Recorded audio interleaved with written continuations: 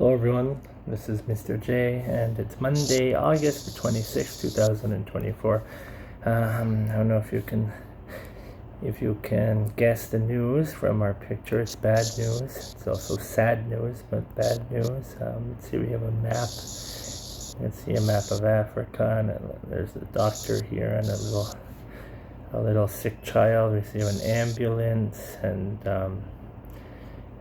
yeah, it doesn't look good, right? It talks about the Republic of Congo as well. All right, here's our word list. You probably should be able to guess what the news is after reading some of these words: infectious disease, prevention, mpox, right? Epidemic. Okay, here we go.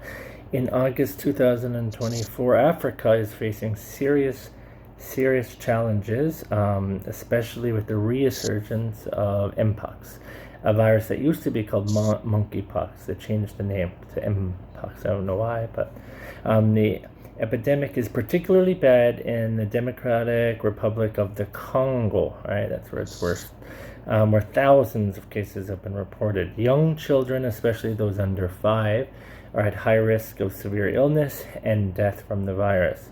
The spread of the virus is made worse by limited healthcare infrastructure and difficulties in stopping transmission in crowded areas, right? It's not like Korea. They don't have hospitals and that everywhere. Some countries, like Burundi and Ivory Coast, have declared public health emergencies. This crisis shows how vulnerable Africa is to infectious diseases and highlights the need for more international support.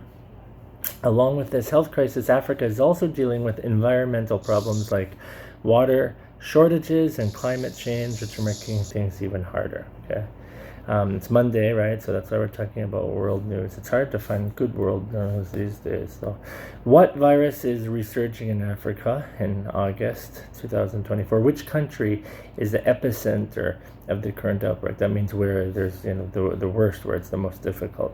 What age group is at high risk of severe illness from the virus?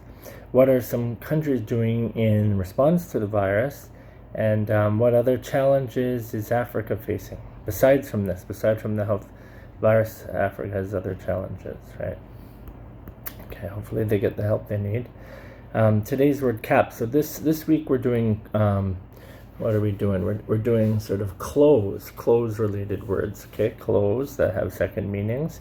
So cap, you know, like the type of hat cap, and that's the first thing. We're not talking about that. This is the one I want you to know. Okay, this is the one that we're learning about today, the most important one to focus on. Pronunciation is very easy. Just cap, like that, and it's one syllable, so there's no additional stress. Some examples: the government put a cap on rent increases, right? To help tenants, there's a cap on how much you can withdraw from the ATM machine, right? The ATM each day, right? ATM is actually automatic teller machine. So if people say ATM machine, but that's wrong because the M means machine. Alright, so that's a little bit of extra info for you.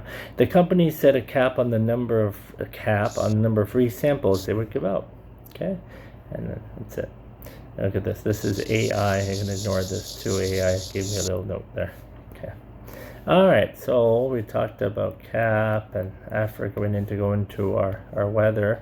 It's also hot here in Korea. If you look at the map of the country, here, let's make it smaller so there aren't so many results. Okay, smaller, and then we can see maybe where it's the hottest right now in Korea according to this map. Oh, it's cooler up there.